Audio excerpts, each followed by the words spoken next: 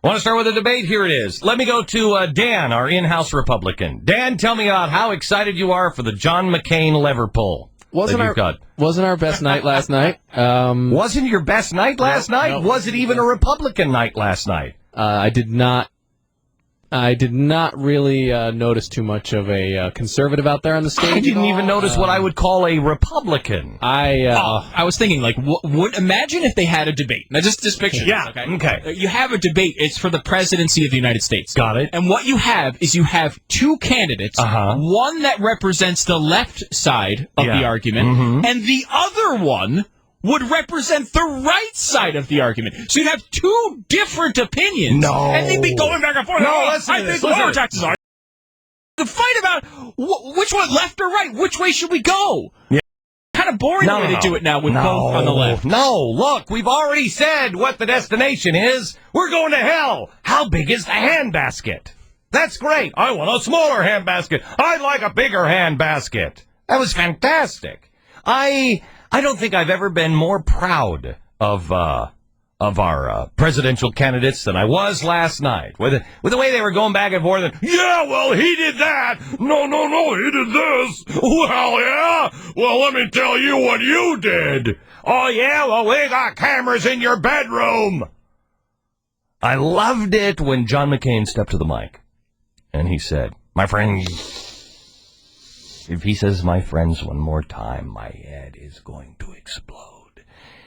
I'm not your friend, John. My friends. What I believe we should do, my friends, because I have a plan. I know how to make a plan. I made a plan. I've made plans before. I know how to correct the problem. I know what the problem is, my friends. And I can do it because we're Americans, and we're great. And we can do it, my friends, because I've done it before. We can do it again. See? That part was entertaining and not driving me crazy. But really what put me over into the fun zone was, my friends, I'm calling on nationalizing all of our mortgages, my friends. Nationalizing the mortgages?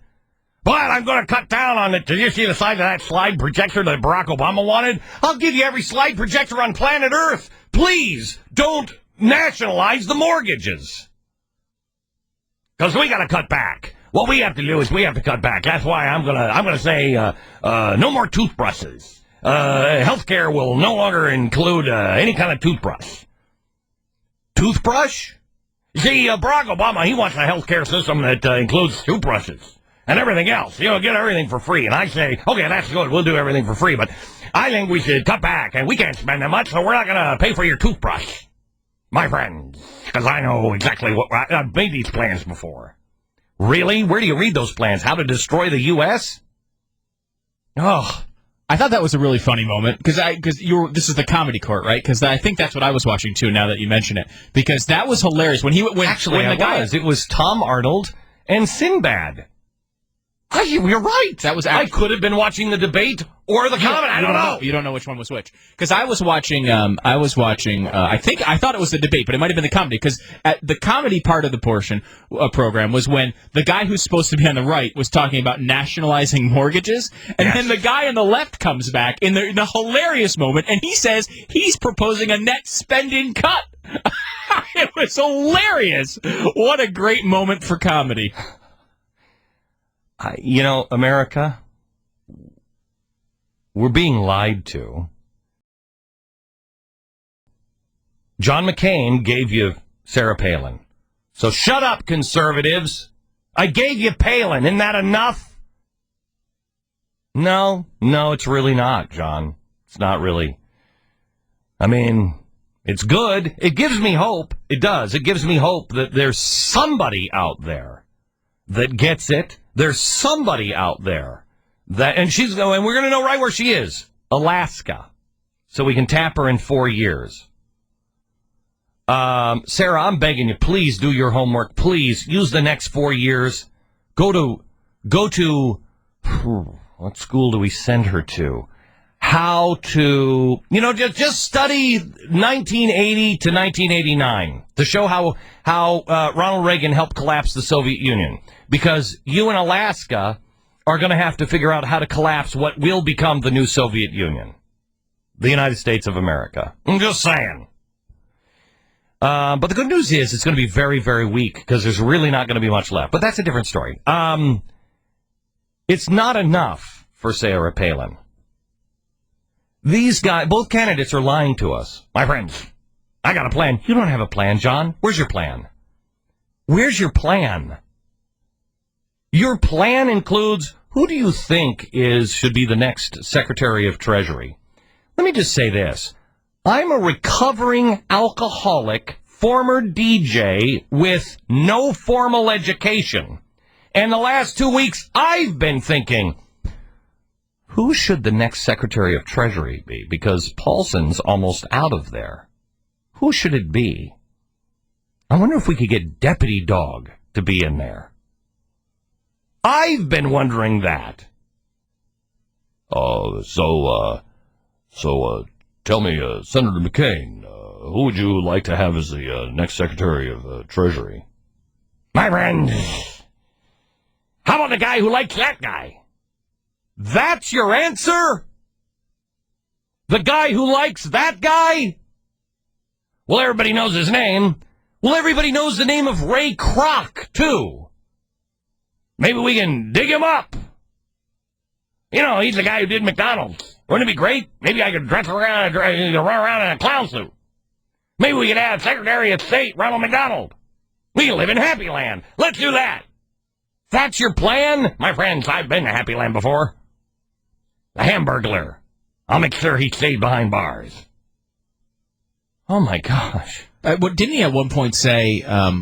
I mean, again, we're railing on McCain because we were hoping for something from McCain, but Obama was terrible too. But the bottom line is, like, at some point, didn't he say that the most important qualification for is that people know him, and can relate to him? Yeah, like, that's really. As he was saying that, first of all, we relate to a lot of people. I don't think that a lot of them aren't qualified, but I don't think I should ever even hear from the Treasury Secretary. Like, I have no reason in my life to have to listen to and relate to the Treasury Secretary.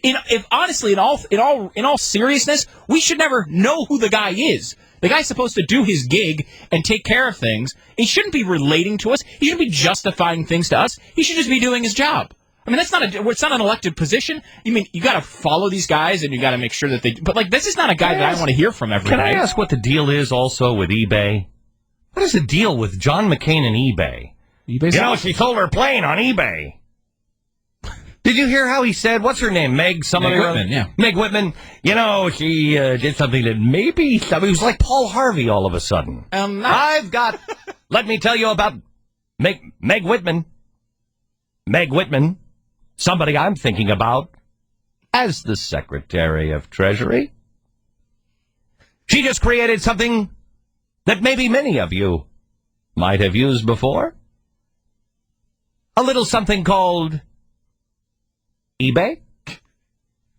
I mean, that's what it was! And now you know. What? I mean, did you hear how he even told the story? And, you might have heard a little company that she ran, eBay. You're like, oh, the eBay person? Whoa, now I feel good. At least we know how we're going to sell all the mortgages that we just bought. I mean, Meg Whitman's great. Don't get me wrong. I think she's fantastic. But it's like, I mean, I don't know. Is she I have no idea if she's qualified to be Treasury Secretary. She's a great businesswoman. But I mean, it's just a bizarre. Like, how do you not know exactly who the answer is? Wasn't he even asked this before? Like, I mean, I don't know. How do you not know? I don't know. So look. Here's where this program is going. Do we need a bigger handbasket or a smaller handbasket? Here's where this program is going to go for the next few weeks. I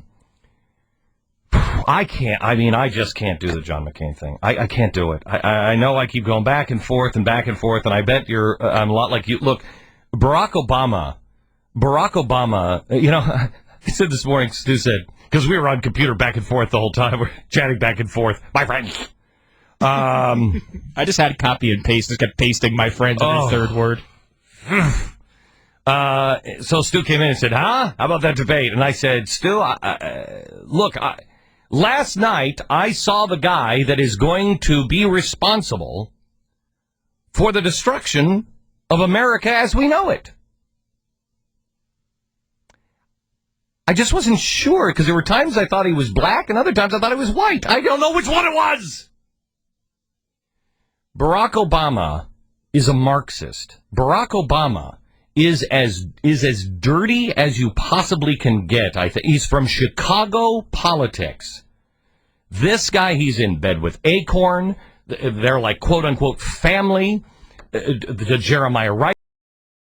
Mistake about it. Make no mistake about it. America, we have been warned over and over and over again. This guy is going to take us to places we've never, ever been before. Bad, bad things coming our way.